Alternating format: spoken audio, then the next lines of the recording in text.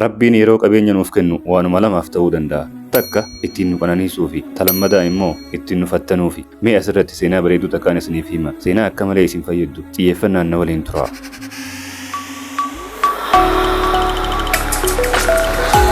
Bismillahirrahmanirrahiim. Assalaamu alaykum wa rahmatullahi wa barakaatu. Mee seenaa bareedduu tana dhaggeeffadhaa. Namicha tokkootu ture. Namichi kun jireenya salphaa jiraachaa ture. Dureessaas hin turre. Haa ta'u garuu qalbiin isaa imaanaan dureessa. Salaata hunda jamaadhaan waqtii irratti salaata. Xiqqoo qaburraa sadaqaa kennata. Yeroo hunda Rabbii isaa galateeffachaa jiraata.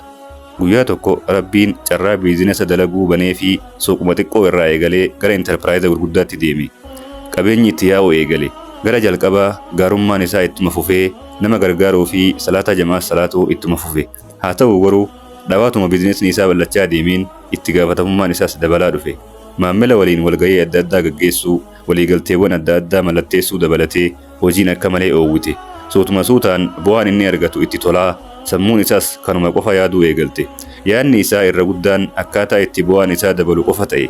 Yeroo kana salaata irraa boodatti harkifachuu eegale. Dhawaatumaan masgiida dhiisee manatti salaatuu eegale.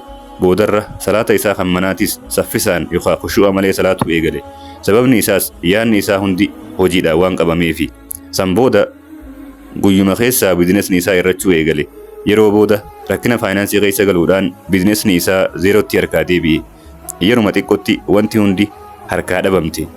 Namichi duraan tujjaara ture kophaa biiroo duwwaa keessa taa'ee osoo harki isaa hollatuu akkana jedhe.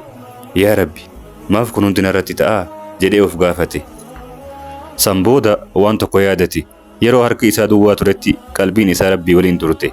Garuu yeroo waan hunda argate Rabbii isaa irraanfate. Qabeenya argatee garuu Rabbii isaa dhabe.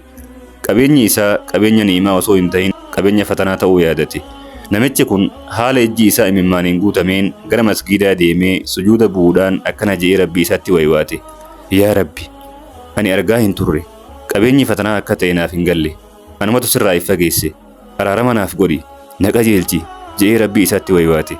Dhumarratti seenaa gabaabduu tanarraa waa sadii baranna. Inni jalqabaa qabeenyi qabnu yeroo tokko tokko fatanaadhaaf akka nutti kenname asirraa hubanna. Inni lammadaa Rabbiin yeroo waan jaalannu tokko nurraa fudhatu akka nuti gara isaa deebinu barbaadee ta'uu danda'a. Gara isaa deebi'uu saniitu waan jaalannu sanarra guddaadhaa beeki. Inni sadaffaa milkaa'inni dhugaa Rabbitti dhiyeenya keessa malee argataa fi dhaba keessa akka hin jirre irraa hubanna. Rabbii warra gadi fageenyaan hubatu nu haa taasisu. Yoo sitti tolte namoota biraatiifis sheer godhi. Haga seenaa biraatii walitti deebinuu. Wassalaamu alaikum wa rahmatullahi wa barakaatu.